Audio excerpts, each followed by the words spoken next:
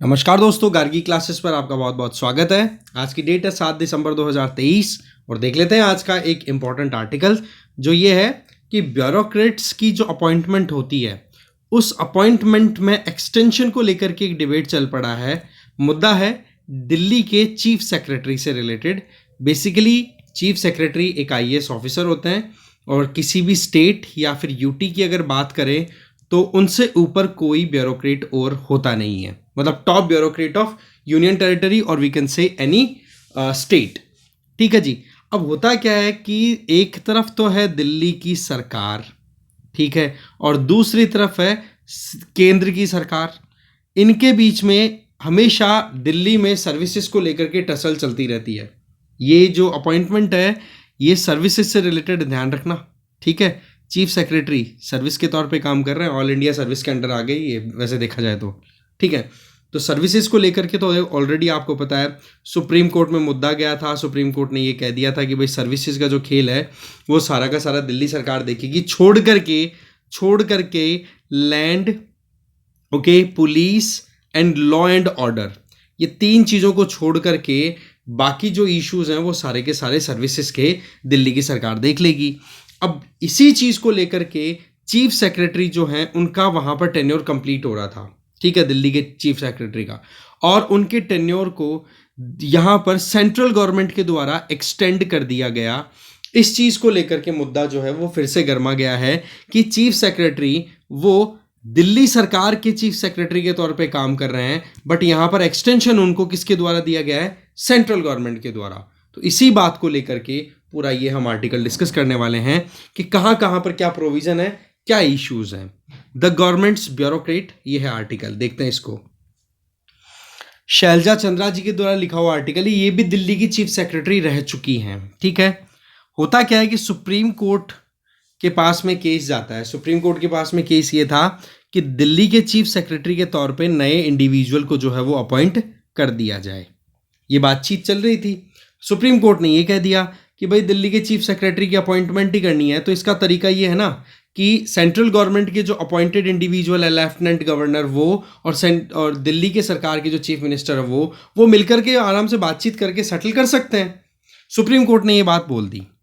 इसका मतलब क्या हुआ कि चलो ठीक है कि न्यू अपॉइंटमेंट जो दिल्ली के चीफ सेक्रेटरी के तौर पे थी वो होने वाली है। पर पता पड़ता है कि ये मुद्दा जब आगे होने बातचीत होती उससे पहले ही सेंट्रल गवर्नमेंट की तरफ से existing chief secretary of Delhi Naresh Kumar ji को 6 महीने का एक्सटेंशन दे दिया जाता है। इसका मतलब क्या है कि कहाँ तो सुप्रीम कोर्ट ये सोच के चल रहा था कि सेंट्रल गवर्नमेंट मतलब लेफ्टिनेंट गवर्नर और दिल्ली की सरकार मिल बैठ करके बातचीत करके कोई बीच का रास्ता निकाल लेंगे, पर पता पड़ा कि सेंट्रल गवर्नमेंट के द्वारा नरेश कुमार जो अभी चीफ सेक्रेटरी हैं दिल्ली के, उनको एक्सटेंशन दे दिया गया 6 महीने का। अब इसी को लेकर के बोला पूरा मुद्दा गर्मा गर्मी का चल रहा है। अब देखो, राइटर समझाना चाह रही है कि एक्सटेंशन किस तरीके से दिए जाते हैं। राइटर का ये कहना है कि एक्सटेंशन जो दिया जाता है मतलब ये कि रिटायरमेंट का समय हो रहा हो या फिर ये कि मानो कि ट्रांसफ़र, मेनली तो एक्सटेंशन की ज़रूरत रिटायरमेंट के टाइम पे पड़ती है कि जब टेन्योर कंप्लीट हो जाए तो फिर उसके बाद में अगर कुछ एक्स्ट्रा ऑर्डिनरी कोई सर्कमस्टांसेस आ जाती हैं, कुछ ऐसी परिस्थितियां जिनमें कि आप नए बंदे को लाने की बजाय पुराने बंदों से ही काम कराना चाहते हो, तब आप एक्सटेंशन देते हो। तो एक्सटेंशन देना कोई नई बात नहीं है। यूपीए सरकार ने भी बहुत बार एक्सटेंशंस दिए हैं, चाहे फिर वो होम सेक्रेटरी हो, कैबिनेट सेक्रेटरी हो, किसी भी लेवल पे। अब देखा जाए तो ये सेक्रेटरी की जो सर्विस है ये basically all India service rules के अंडर में आती है, ठीक है। और स्टेट गवर्नमेंट जो है वो भी अपने हिसाब से अपने चीफ सेक्रेटरीज को एक्सटेंशन दे सकती है। बट यहाँ पर मुद्दा क्या उलझ रहा है कि दिल्ली कंप्लीट स्टेटहुड नहीं ले रखा है दिल्ली ने। तो यहाँ पर दिल्ली यूनियन टेरिटरी है जो कि एक थोड़ा बहुत स्टेट की बिहेवियर को भी शो करता है।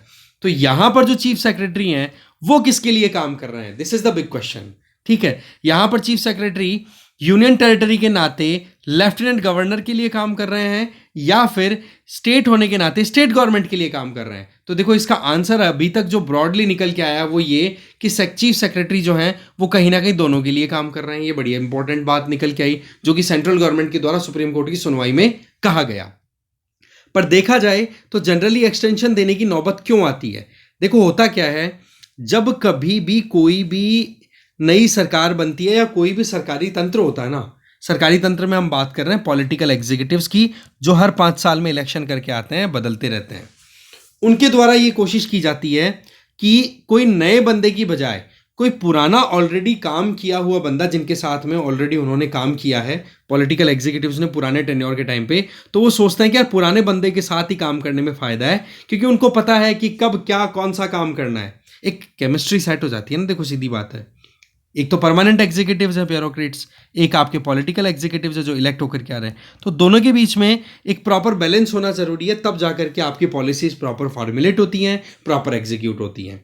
तो ऐसे में जो गवर्नमेंट्स होती हैं वो हमेशा प्रेफर करती हैं कि जो पुराने जो परमानेंट एग्जीक्यूटिव्स हैं उनको कहीं ना कहीं रिटेन रखा जाए। नो डाउट नए बंदे टैलेंटेड हो सकते हैं, आउट ऑफ द बॉक्स उनके पास में सॉल्यूशंस हो सकते हैं, पर उनको उन पॉलिटिकल एग्जीक्यूटिव्स के साथ में सेटिंग करने में बड़ा टाइम लग सकता है। ठीक है, कई बार अंडरस्टैंडिंग मैच नहीं होती है, कई बार चीज़ें जो हैं वो इस तरीके से होती है कि वो कहीं ना कहीं केमिस्ट्री सेट नहीं हो पाती है दोनों की। ठीक है, अब आपको पता है ना हमारा देश कैसे चलता है। हमारे देश में 5 साल में एक बार इलेक्शन होते हैं, और इलेक्शन हो रहे होते हैं, इलेक्शन के बाद में जब तक नई सरकार नहीं बनती तब भी हमारा देश चलता रहता है।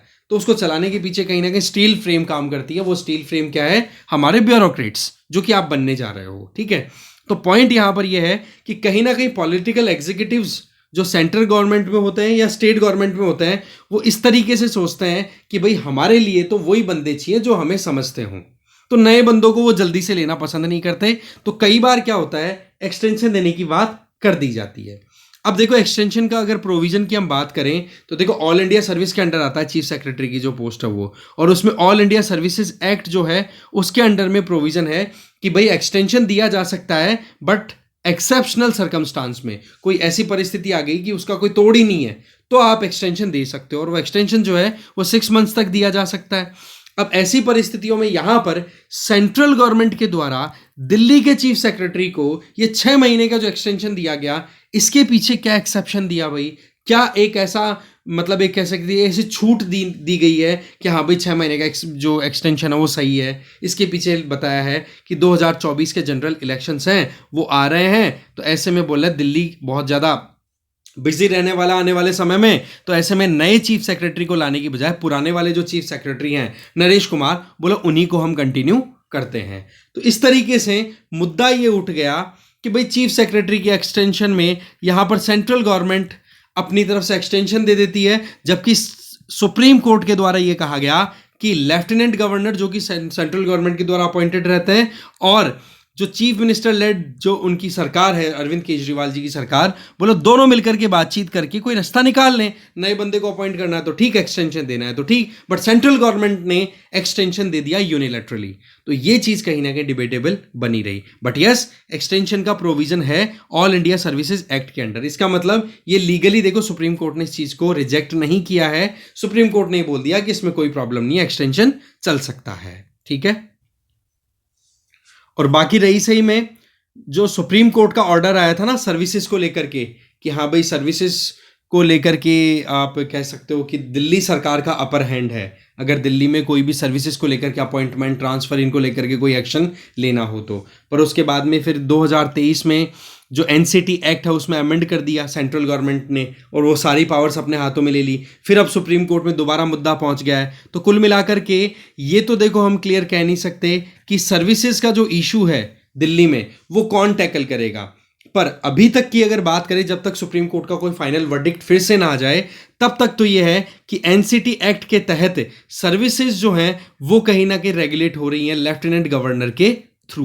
इसका मतलब सेंट्रल गवर्नमेंट की पकड़ सीधी है दिल्ली में जो भी सर्विसेज से रिलेटेड अपॉइंटमेंट या कोई भी इशू आता है। तो अब इस बात को एक डायरेक्शन एक और दे दी गई जब सुप्रीम कोर्ट में सुनवाई चल रही थी कि भाई चीफ सेक्रेटरी जो काम कर रहे हैं वो सीएम के लिए काम कर रहे हैं या लेफ्टिनेंट गवर्नर के लिए काम कर रहे हैं। तो हमारे जो सॉलिसिटर जनरल हैं सेंट्रल गवर्नमेंट की तरफ से, उन्होंने ये कहा कि चीफ सेक्रेटरी जो हैं वो 2 तरीके के फंक्शंस परफॉर्म करते हैं, और उनमें से एक फंक्शन है कि वो लिस्ट सेकंड मतलब कॉन्स्टिट्यूशन में 7 शेड्यूल में लिस्ट सेकंड मतलब स्टेट लिस्ट में एंट्री नंबर 1, 2 और 18 अगर उठा करके देखो तो उनका नाम क्या है? नंबर 1 पुलिस है, नंबर 2 लॉ एंड ऑर्डर है, और नंबर 18 क्या आती है? लैंड। बोला तीनों इश्यूज में अगर दिल्ली का कंटेक्स्ट आप उठाते हो तो दिल्ली के चीफ सेक्रेटरी इन सर्विसेज को जब इंप्लीमेंट कर रहे होते हैं तो वो कहीं ना कहीं लेफ्टिनेंट गवर्नर के लिए काम कर रहे होते हैं या फिर उनको रिपोर्ट करना होता है। कहने का मतलब police, law and order and land, ये तीनों के लिए जब भी दिल्ली के चीफ सेक्रेटरी काम कर रहे हैं तो बोला वो काम वहां पर लेफ्टिनेंट गवर्नर के अंडर ऑब्जर्वेशन में हो रहे हैं। तो पॉइंट यहां पर ये है कि कहीं ना कहीं चीफ सेक्रेटरी के ऊपर मेन जो पकड़ है वो लेफ्टिनेंट गवर्नर की है, और उसी पॉइंट ऑफ व्यू से ये एक्सटेंशन देना कोई गलत बात नहीं है। तो ये एक बात और कह दी, और फिर एक बात और बोल दी कि बोले ये 3 एंट्रीज है ना, कौन सी, अगेन मैं बता देता हूं, police, law and order and land, बोले ये तीनों चीजों की एंट्री की बात करो ना तो आप ये देखोगे कि एक स्टेट लेवल पे ये 3 सर्विसेज ही कहीं ना कहीं सरकार का एक इंपॉर्टेंट रोल प्ले करती हुई दिखाई देती है। भाई आप खुद देखो, police, law and order and land, 3 चीजों को अगर आप हटा दो तो ज्यादा थोड़े ना केसेस उलझे हुए हैं, ज्यादा केसेस तो उलझे हुए इन्हीं से रिलेटेड होते हैं, काम इन्हीं से रिलेटेड होते हैं अगर स्टेट लेवल सर्विसेज की बात की जाए तो इस तरीके से बोले दिल्ली गवर्नमेंट चाहे किसी भी लेवल पे काम कर रही हो, बट चीफ सेक्रेटरी जो है वो लेफ्टिनेंट गवर्नर के लिए रिपोर्टिंग करते हुए काम करते हैं। अब देखो इस तरीके की बातचीत क्यों हाईलाइट हुई, उसके पीछे का एक आर्ग्यूमेंट बता रही है। बोले यहां पर जो चीफ सेक्रेटरी नरेश कुमार की हम बात करें, जिनको सेंट्रल गवर्नमेंट ने एक्सटेंशन दिया है, अभी क्या इनका कॉन्फ्लिक्ट ऑफ इंटरेस्ट देखने को मिला। वो कैसे कि इनके द्वारा एक कंपनी को एक तरीके से टेंडर दिया जाता है, काम दिया जाता है, और कुछ करप्शन के चार्जेस भी नरेश कुमार पे लगते हैं, और पता पड़ता है कि जो नरेश कुमार के बेटे हैं वो उस कंपनी में काम करते हैं। कहने का मतलब नरेश कुमार चीफ सेक्रेटरी हैं, उन्होंने अपने ही बेटे को एक टेंडर दिया है कोई काम करने का। तो बोले ये चीज कॉन्फ्लिक्ट ऑफ इंटरेस्ट हुआ कि नहीं। बोले ये रिपोर्ट जब मीडिया में आई तब लोगों ने नजर दिया कि भाई इस तरीके से चीफ सेक्रेटरी ऑफ दिल्ली को लेकर के इस तरीके से डिस्प्यूट चल रहा है, या फिर सेंट्रल गवर्नमेंट ने जो एक्सटेंशन दिया है उसके पीछे कहीं कोई लोचा तो नहीं है। इस तरीके से भी कई बार इश्यूज आते हैं। बट यस, अभी तक तो देखो लेफ्टिनेंट गवर्नर के पास में जब ये रिपोर्ट्स गई तो इसको रिजेक्ट कर दिया। बोले ये एलिगेशंस बिल्कुल बेसलेस हैं और ऐसा कोई भी इन्वॉल्वमेंट नरेश कुमार का नहीं है। अब देखो बात ऐसी है कि दिल्ली सरकार पहुंच गई सुप्रीम कोर्ट में इस एक्सटेंशन को लेकर के कि भैया आप इस तरीके से आप यूनिलैटरली कैसे एक्शन ले सकते हो, जब सुप्रीम कोर्ट ने यही कह दिया था कि बातचीत करके हम बीच का रास्ता निकालें, और सुप्रीम कोर्ट ने यह भी कहा कि चलो ठीक है आप दोनों बैठ करके काम कर लो, ठीक है। पर यहां पर सेंट्रल गवर्नमेंट ने तो यूनिलैटरली एक्शन ले लिया। तो यहां पर सुप्रीम कोर्ट का जो इंटरवेंशन था उसमें एक बार तो यूं लगा कि चलो ठीक है, कहीं ना कहीं कॉन्स्टिट्यूशनल बेसिस पर अगर देखा जाए तो सेंट्रल गवर्नमेंट की तरफ से लेफ्टिनेंट गवर्नर और स्टेट गवर्नमेंट की तरफ से चीफ मिनिस्टर बैठ करके बीच का कोई रास्ता निकाल लेंगे। पर सही मायने में देखा जाए तो ये सारा डिसीजन होना कहाँ चाहिए, आप खुद सोचिए, ये सारा डिसीजन होना कहाँ चाहिए। ये सारा मुद्दा चल रहा है एग्जीक्यूटिव्स का, पर केस ले गए आप जुडिशरी में, और जुडिशरी फिर गाइड कर रही है कि चीफ सेक्रेटरी का अपॉइंटमेंट कैसा होना चाहिए। तो क्या ये पावर सेपरेशन वाले प्रिंसिपल का वायलेशन नहीं है? बिल्कुल है। तो ये एक अपने आप में थोड़ी प्रॉब्लमेटिक सिचुएशन है, एंजाइटी वाली बात भी है, ठीक है। फिर आगे बात आती है, देखो अभी तक जितने भी चीफ सेक्रेटरीज दिल्ली में अपॉइंट हुए हैं ना, वो हमेशा मिनिस्ट्री ऑफ होम अफेयर्स के द्वारा अपॉइंट हुए हैं। इसका मतलब सेंट्रल गवर्नमेंट का इसमें रोल तो है, इसमें तो कोई डाउट नहीं है। दूसरी चीज, आप आईएएस लेवल, आईपीएस लेवल कोई भी तरीके से लो, जो एगमट कैडर है ना, एगमट कैडर का मतलब यहां पर हो जाता है, वो मैं आपको डिटेल में बताता हूं, जिसमें आपके एरियाज आ जाते हैं। एगमट में देखो, A stands for Arunachal Pradesh, G stands for Goa, M stands for Mizoram, and UT, AGMUT में यूटी है ना, यूनियन टेरिटरी। तो एगमट वाला ही आपका जम्मू एंड कश्मीर में भी लागू है अभी, क्योंकि जम्मू एंड कश्मीर आपको पता है अभी यूनियन टेरिटरी है, लद्दाख यूटी है ही। तो एगमट में कौन कौन, एगमट कैडर में कौन कौन से आ गए, मैं फिर से बता देता हूँ। अरुणाचल प्रदेश, गोवा, मिजोरम और यूनियन टेरिटरीज। अब यूनियन टेरिटरीज में आज के टाइम पे दिल्ली भी है, चंडीगढ़ भी है, और जम्मू कश्मीर भी है, लद्दाख भी है, ठीक है। इस तरीके से लक्षद्वीप भी आ गया, पुदुचेरी भी आ गया, ये सारे आ जाते हैं फिर, ठीक है। तो उस कैडर में जो भी अपॉइंटमेंट्स हो रहे हैं वो होम मिनिस्ट्री के द्वारा किए जा रहे हैं। तो कहने का मतलब अल्टीमेट अथॉरिटी वहां पर कौन होगी? Central government. इसके अलावा बताया जा रहा है कि कहीं ना कहीं यहाँ पर जब एक्सटेंशन की नौबत आ रही है तो एक चीज़ सोचने वाली बात है कि क्यों ना फिर रिटायरमेंट की एज को ही बढ़ा दिया जाए। जब एक्सटेंशन की नौबत ही आ रही है कि 6 महीने बढ़ाया जाए, तो आप एक काम करो ना कि दुनिया में जो बेस्ट प्रैक्टिसेस चल रही है एक बार उनसे सीख लो। हमें लगे कि हमें भी कहीं ना कहीं रिटायरमेंट की एज को बढ़ाने की जरूरत है तो बढ़ा दो। तो इस तरीके से OECD कंट्रीज़ की बात करें, जो एडवांस डेवलप्ड इकोनॉमीज़ हैं, वहाँ पर लगभग 22 साल से जब नौकरी स्टार्ट करता है कोई इंडिविजुअल सिविल सर्विसेज में, तो उसकी रिटायरमेंट एज है 64 ईयर्स। चलो ठीक है, वहाँ पर तो पॉपुलेशन कम है, वहाँ पर तो इतनी ज़्यादा सिविल सर्विसेज के लिए डेडिकेशन भी नहीं है लोगों में, मान के चलते हैं। तो उस केस में हम 64 वहाँ के हिसाब से एग्जैक्टली तो कॉपी नहीं कर सकते, बट 60 की जगह 62 साल तो कर ही सकते हैं। ठीक है, तो यहाँ पर एक तो पॉइंट बताया जा रहा है कि आप रिटायरमेंट की एज को 60 से बढ़ा करके 62 साल कर दो।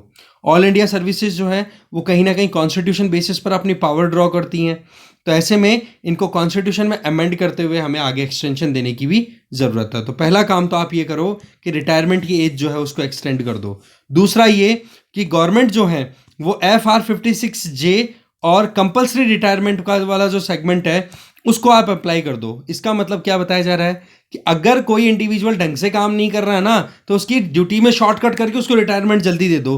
कहने का मतलब ये है कि एक तो रिटायरमेंट की एज को एक्सटेंड कर दो, और दूसरा रिटायरमेंट जो है वो प्रैक्टिकल बेसिस पे करो कि जो बढ़िया काम कर रहे हैं उनको तो 64 साल तक 62 साल तक रखो, और जो अच्छा काम नहीं कर रहे हैं ना उनको बर्डन मत बनने दो मशीनरी पर, पहले रिटायरमेंट दे दो। क्योंकि कई बार क्या होता है कि UPSC IAS क्रैक करने के बाद में बहुत से लोग ऐसे होते हैं जो काम नहीं कर पाते हैं, तो ऐसी परिस्थितियों में बहुत से या कुछ लोग, तो उन लोगों को फिर बाद में बीच में ही निकाल दो, रिटायरमेंट दे दो कि भैया तुम्हारा काम हो गया, तुम इतना ही परफॉर्म कर पा रहे हो। तो बीच में एक चेक एंड बैलेंस वाला कॉन्सेप्ट जो है वो भी हमें इंट्रोड्यूस करने की ज़रूरत है। बाकी देखो समय है, समय बताता रहेगा और क्या क्या चीज़ों की हमें ज़रूरत है। जो चेंजेस की रिक्वायरमेंट है समय के साथ वो चीज़ें होती रहनी चाहिए। तो ये सारा मुद्दा हो गया। मैंने चीफ सेक्रेटरी बोल दिया ना, राइटर जो है वो फॉर्मर हेल्थ सेक्रेटरी भी रह चुके हैं और former chief secretary of Delhi भी रह चुकी हैं। ठीक है जी, तो आर्टिकल बड़ा अच्छा था। Conflict of interest, civil services की बात भी हमने कर ली यहाँ पर, और किस तरीके से ऑल इंडिया सर्विसेज में रूल रेगुलेशंस बनते हैं, और दिल्ली का केस कैसे एक्सेप्शनल है, किस तरीके से एक अलग ही केस है। ठीक है जी, तो डिस्कशन में इतना ही था। एक ही आर्टिकल मिला मुझे ढंग का, बाकी तो एक आर्टिकल ये था कि भाई इंडिया की जो इकोनॉमी है वो कहीं ना कहीं तीसरी सबसे बड़ी इकोनॉमी बन सकती है 2030 तक, तो एक्सपेक्टेड है। बाकी लग यूँ रहा है कि 2030 से पहले भी बन जाए। अभी हमें क्रॉस करने के लिए सबसे पहले जर्मनी का हर्डल क्रॉस करना है, फिर जापान का, और फिर उसके बाद में चाइना आएगा, चाइना जो कि बहुत दूर है, इसलिए हम तीसरे नंबर पर ही पहुंचने की स्कोप अभी रख पा रहे हैं। चलिए देखते हैं, लेट्स सी क्या होता है। फिलहाल इस डिस्कशन को यहीं टर्मिनेट करेंगे। Thank you very much.